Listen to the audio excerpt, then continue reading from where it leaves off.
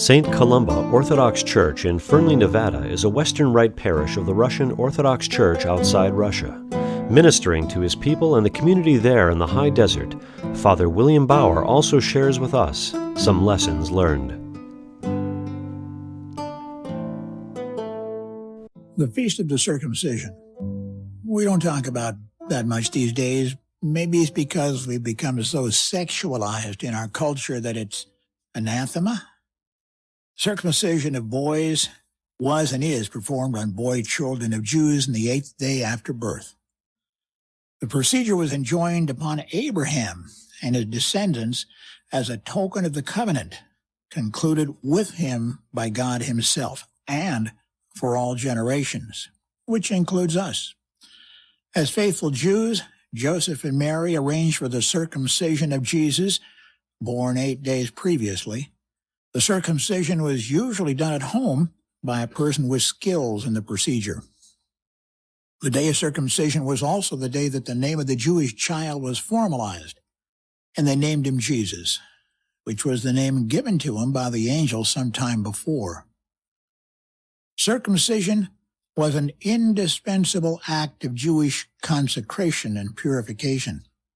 St. Luke is the only evangelist who mentions the circumcision of Jesus. For most people in the Jewish world, it was a no-brainer. He was a boy, he was a Jew, he got circumcised. But Luke didn't write for Jews. He was a physician by vocation and wrote his version of the gospel as a defense of Christianity. The first few chapters of the gospel show evidence that Luke talked to eyewitnesses, including Christ's mother. How else could he say that Mary had pondered things in her heart? The world was beginning to be curious about this new and strange faith, and some knew little about it, except that it seemed to be spoken against in a lot of places. Thinkers in the Roman Empire wanted to know if the faith had a message, and whether or not it was subversive. Jesus was raised as a traditional son of a Jewish couple. He was circumcised on the 8th day. He was presented in the temple on the 40th day.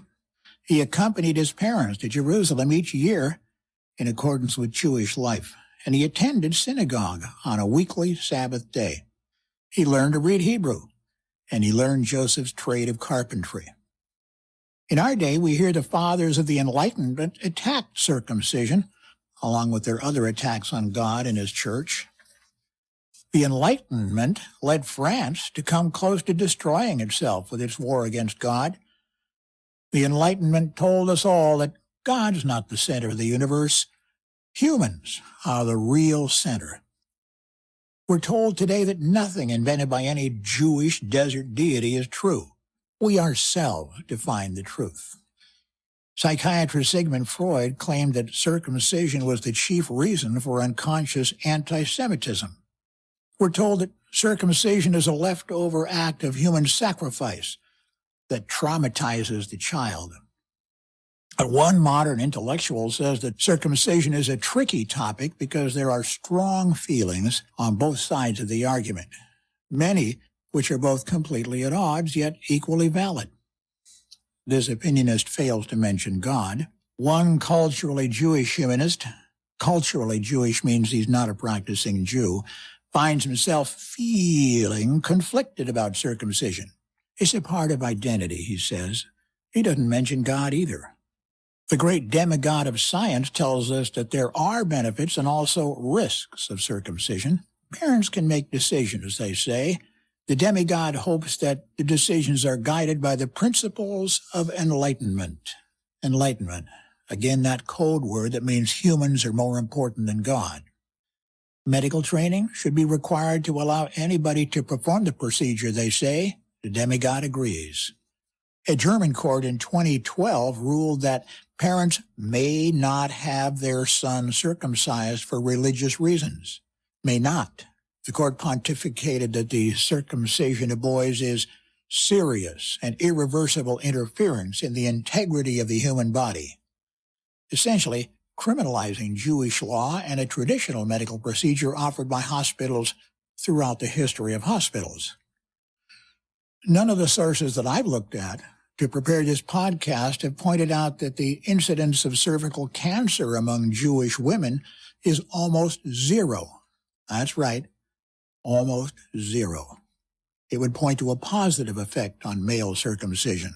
It is a fact that virtually all the Jewish males who were circumcised have absolutely no complaints.